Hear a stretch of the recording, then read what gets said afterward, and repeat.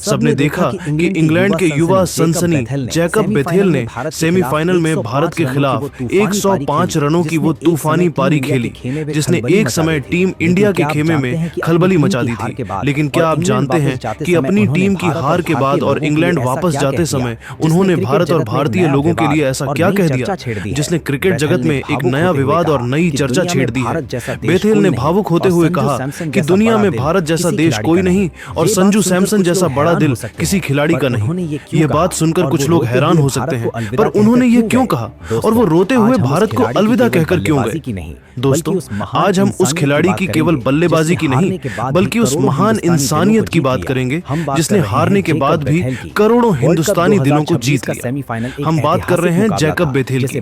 World cup 2026 का semifinal एक ऐतिहासिक मुकाबला था जिसे भारत ने जीता, पर मैच के बाद जो सबसे ज्यादा चर्चा में रहा वह था जैकब बेथेल का वह बयान और संजू सैमसन का उन्हें अपना अवार्ड देना। उनके चेहरे पर शतक की खुशी नहीं बल्कि हार का गहरा दर्द था। आंसू उनकी आंखों से बह रहे थे, पर उनकी जुबान पर भारत देश के लिए सिर्फ प्यार और सम्मान था।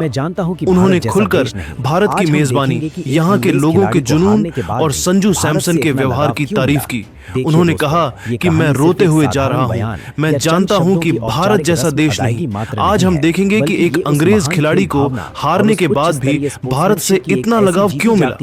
देखिए दोस्तों,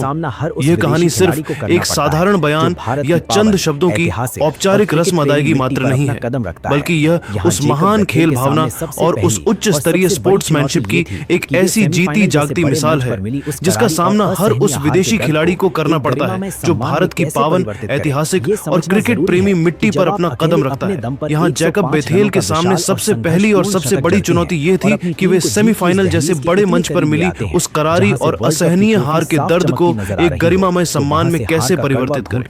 यह समझना जरूरी है कि जब आप अकेले अपने दम पर 105 रनों का विशाल और संघर्षपूर्ण शतक जड़ते हैं और अपनी टीम को जीत की उस दहलीज के इतने करीब ले आते हैं जहां से वर्ल्ड कप की ट्रॉफी साफ चमकती नजर आ रही हो, तो वहां से हार का कड़वा घूंट पीना किसी भी पेशेवर खिलाड़ी के लिए उसके जीवन की सबसे बड़ी और मर्मस्पर्शी निराशा होती है। जैकब के सामने एक तरफ अपनी व्यक्तिगत असफलता और टीम के वर्ल्ड कप के सफर के अंत होने का गहरा मानसिक जख्म था, तो दूसरी तरफ मेजबान देश के उन करोड़ों प्रशंसकों के प्रति अपनी कृतज्ञता व्यक्त करने का एक विराट अवसर था। उन्होंने अपनी भावनाओं को सीने के भीतर दबाकर पत्थर बनने के बजाय उन्हें आंसुओं के रूप में बाहर आने का रास्ता दिया और फिर भारत के प्रति जो निस्वार्थ और सच्चा आभार व्यक्त किया वह खेल जगत के इतिहास में एक अत्यंत दुर्लभ उदाहरण बन गया है।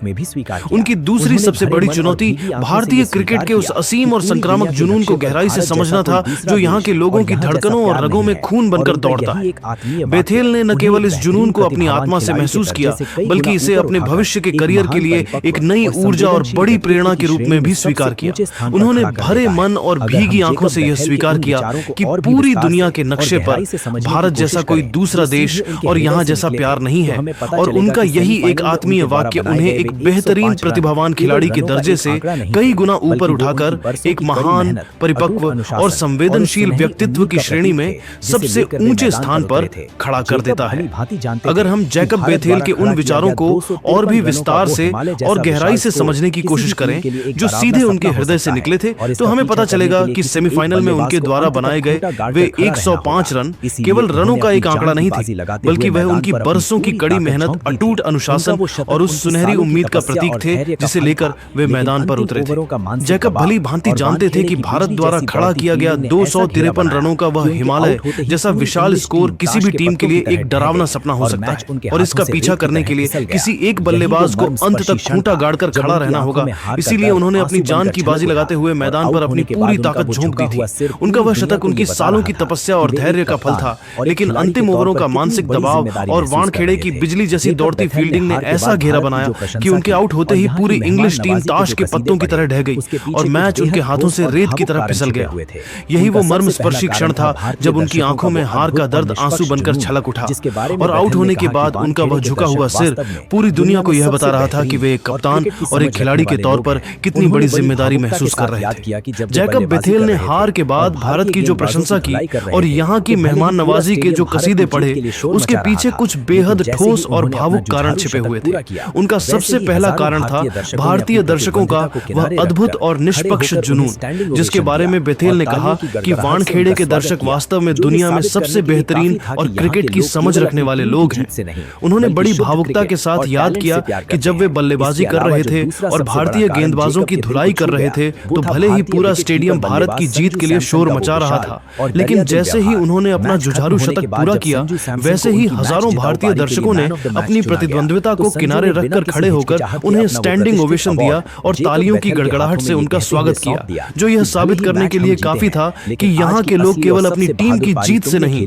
बल्कि शुद्ध क्रिकेट और टैलेंट से प्यार करते हैं। इसके अलावा जो दूसरा सबसे बड़ा कारण जैकब के दिल को छू गया वह था भारतीय विकेट कीपर बल्लेबाज संजू सैमसन का वह विशाल और दरिया दिल व्यवहार। मैच खत्म होने के बाद जब संजू सैमसन को उनकी मैच जिताऊ पारी के लिए मैन ऑफ द मैच चुना गया तो संजू ने बिना किसी हिचकिचाहट के अपना वह प्रतिष्ठित अवार्ड जैकब बेथेल के हाथों में यह कहते हुए सौंप दिया कि भले ही मैच हम जीते हैं, लेकिन आज की असली और सबसे बहादुर पारी तुमने खेली है, इसलिए इस सम्मान के असली हकदार तुम हो। बेथेल ने बाद में रुंधे गले से स्वीकार किया कि उन्होंने अपने पूरे करियर में कभी नहीं देखा कि कोई विजेता खिलाड़ी विपक्षी टीम के खिलाड़ी को इस स्तर का सम्मान और प्यार दे, और संजू सैमसन के इसी एक निस्वार्थ व्यवहार ने जैकब बेथेल को ताउम्र के लिए भारत और भारतीय संस्कृति का सबसे बड़ा मुरीद बना दिया। सबसे भावुक और दिल को झकझोर देने वाला पल वह था जब जैकब बेथेल मुंबई एयरपोर्ट पर इंग्लैंड की फ्लाइट पकड़ने के लिए पहुंचे और वहां मौजूद प्रशंसकों का प्यार देखकर अपने आंसुओं को रोक नहीं पाए।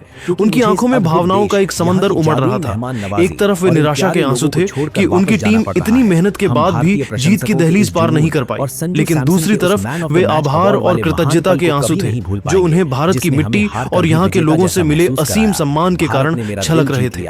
हवाई अड्डे के गेट पर रुककर उन्होंने नम आंखों से पीछे मुड़कर देखा और भारी मन से कहा होगा, यह मेरे जीवन की सबसे कड़वी और भावुक विदाई है। मैं आज इसलिए रो रहा हूँ क्योंकि हम वर्ल्ड कप की ट्रॉफी की दौड़ से बाहर हो गए और मेरा सपना अधूरा रह गया, लेकिन मेरी आंखों में पानी इसीलिए भी है क्योंकि मुझे इस अद्भुत देश, यहाँ की जादुई मेहमान नवाजी और इन प्यारे लोगों को छोड़कर वापस जाना पड़ रहा है। हम भारतीय प्रशंसकों के इस जुनून और संजू सैमसन के उस man of the match award वाले महान पल को कभी नहीं भूल पाएंगे, जिसने हमें हार कर भी विजेता जैसा महसूस कराया। भारत ने मेरा दिल जीत लिया है।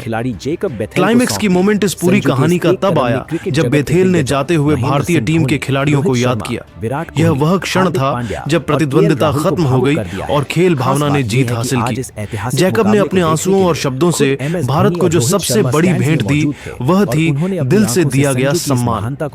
तो दोस्तों, अंग्रेज बल्लेबाज जैकब बेथेल की सेमीफाइनल में हार के बाद की यह प्रतिक्रिया मानवता की सबसे बड़ी मिसाल थी। उनके आंसू और उनका बयान कि भारत जैसा देश नहीं साबित कर दिया कि खेल सीमाओं से ऊपर है। जैकब बेथेल की इस महान खेल भावना को सलाम करने के लिए इस वीडियो को शेयर करें। उन्होंने अपनी ट्रॉफी 22 साल के अंग्रेज खिलाड़ी जैकब बेथेल को सौंप दी। संजू के इस एक कदम ने क्रिकेट जगत के दिग्गजों महेंद्र सिंह धोनी, रोहित शर्मा, विराट कोहली, हार्दिक पांड्या और केएल राहुल को भावुक कर दिया है। खास बात यह है कि